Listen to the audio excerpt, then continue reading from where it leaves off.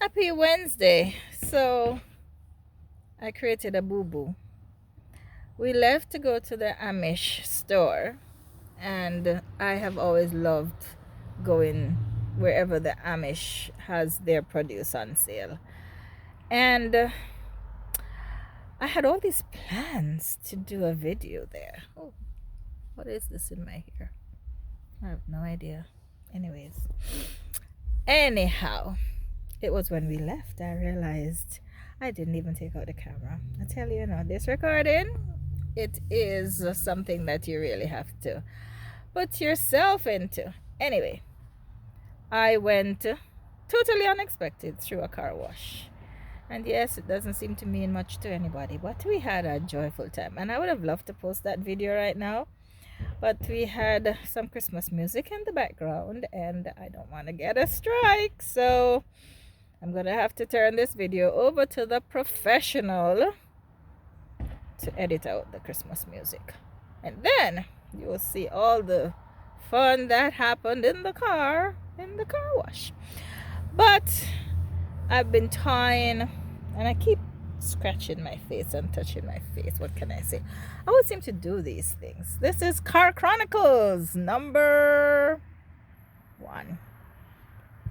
After I did yesterday's video about Lonely in Canada, I figured I would pick up, and I think I would probably start a little bit more on the traumatized in Canada, because I really was traumatized. And even though I had referred all of you to my Spotify recording, I don't even know where to find it. So I guess I will continue. But it's not so much lonely as I keep thinking. It's really traumatized. And there are maybe about 6 different episodes of my life in Canada that I want to talk about. And when you've been traumatized as a child, young adult, it really doesn't matter. Trauma is trauma.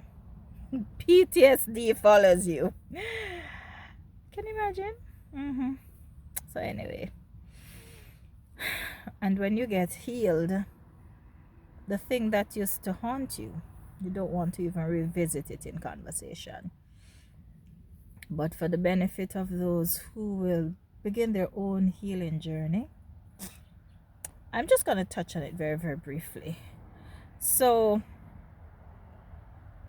my biggest trauma and the reason for endless crying from the moment I got the news that I'd be living with my father was the fact that as a 10-year-old child, 10 through to whenever I left, it was my father's pride and joy, his most pleasurable moment, when he would come to the house. And he always seemed to come at night. He did everything that he had to do, and then he'd come at night. Sometimes he would sleep over, sometimes he would leave, but he made it one of his to-do activities to tuck me in, ladies and gentlemen.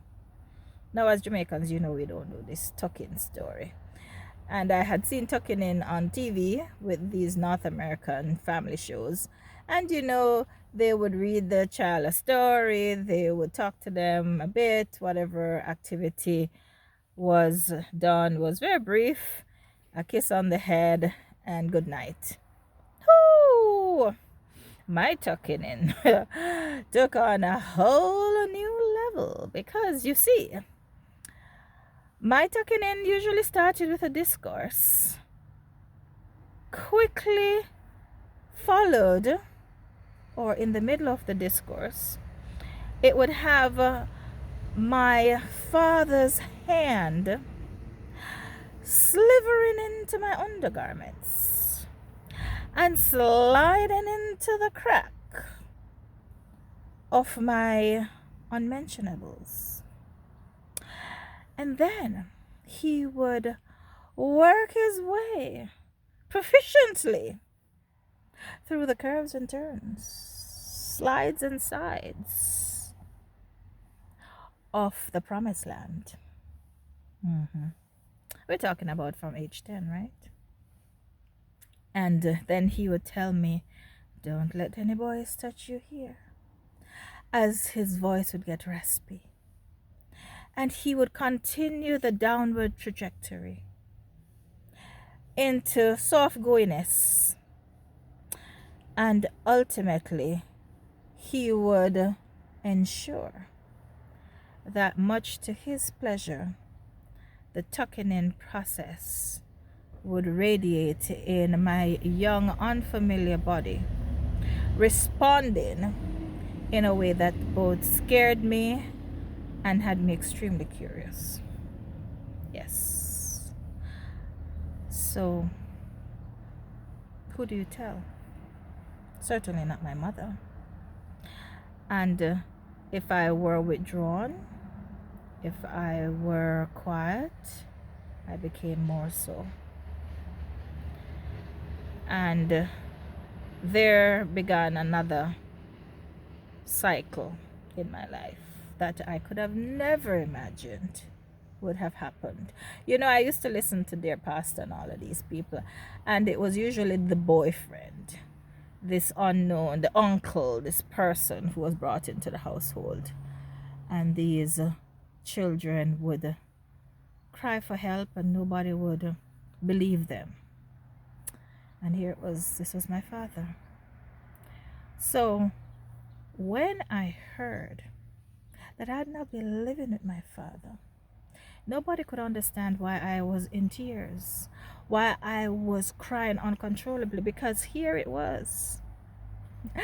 My father would now have unlimited access to me. And as if my premonition could have gotten more correct, when I got to the house on the 16th floor, the apartment, there were 2 bedrooms downstairs. We entered from the upstairs, so it was a split level apartment.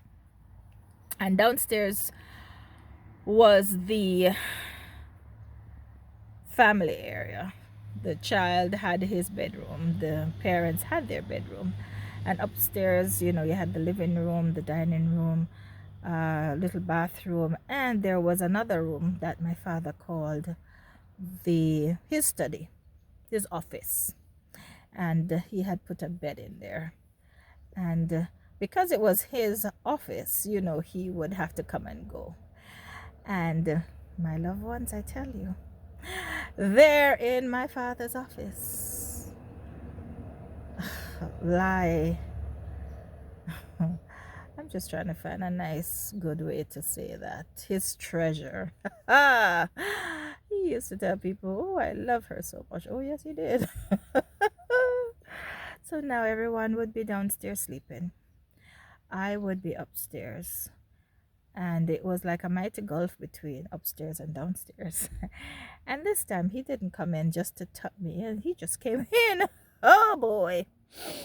So, you know, by this time, I'm like, I'm going to have to find a way to stop this, because this is not going to happen. This is not going to work. No. So I found my defense, and that was crying. And I was a good crier. I mean, hello. I could cry for just about anything. You could sneeze and I could cry.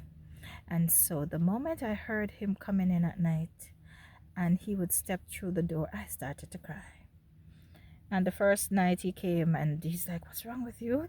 And I'm like crying. And I was the type of person that I would cry long enough, I would start to have heaves. There's a word we used to call it in Jamaica. I don't remember what it was, but I would cry so uncontrollably that he panicked, you know. He's like, are you sick? Is something wrong with you? And I mean, I am so into this crying that he couldn't touch me. He was so terrified. What's going on with her? And that's the reason why I cried for the entire 30 days that I was in Canada in his house. Because if I had to find a way to ensure that this man didn't touch me, and that he did not like touching crying people, I'm gonna cry. Yeah, there's no joke to this, you know that. But yeah, that was my coping strategy. But he still tried. I mean, hello, I mean, all this goodness.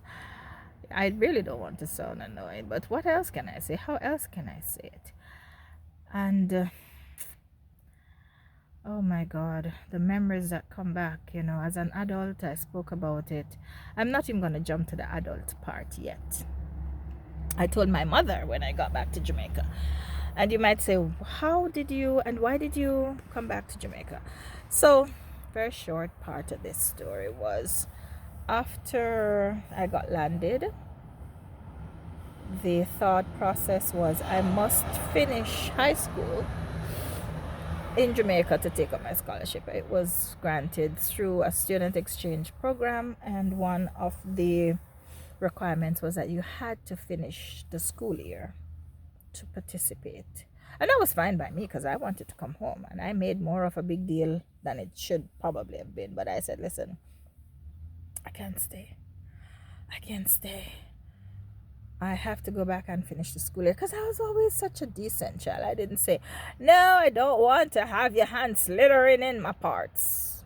So I said, no, I have to go back home to finish high school. But I tell you this, it made me very, very petrified. It made me very suspicious of all men. It made me very conscious of touch, any touch.